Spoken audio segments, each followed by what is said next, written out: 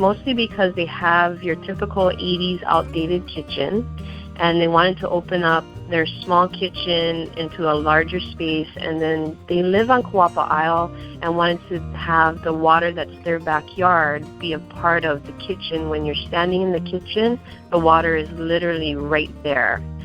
So that was part of the whole reason for doing the remodel, was to create this whole you're living on the water type of feeling. Was that they had an open lanai, and we went ahead and we enclosed the lanai to join the lanai with the kitchen space to create a larger, more spacious feeling.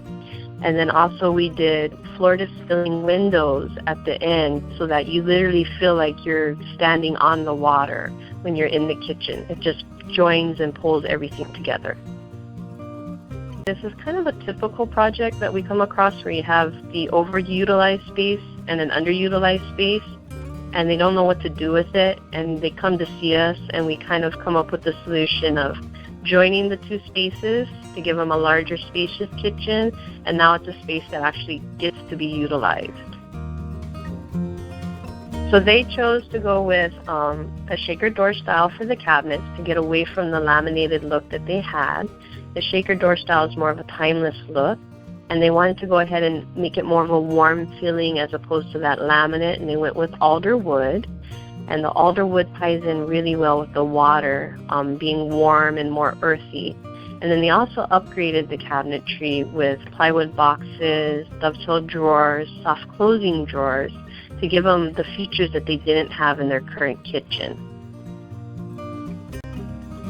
And then they went with granite countertops to go away from the corian countertops that they currently had, and gave them again that same earthy natural stone feeling. And they chose to go with a green color to tie in the warm browns that were in the cabinets, and then the blues in the water. And then for the appliances and the lighting, they decided to upgrade those as well. So they went with a convection oven as well as an induction cooktop.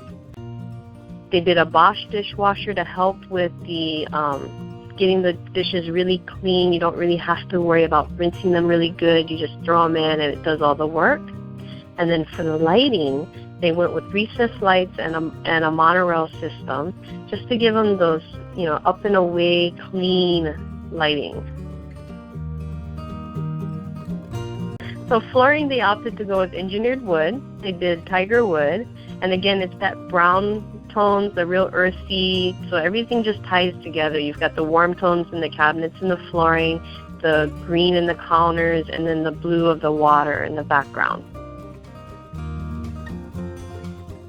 And part of the costs were due to having the open lanai and the kitchen. That wall was a load-bearing wall, and we needed to do some reinforcements to open up the space.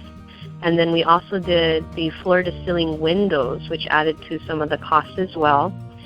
With that being said, that's not your typical renovation, and you could usually have a lesser cost renovation without those obstacles.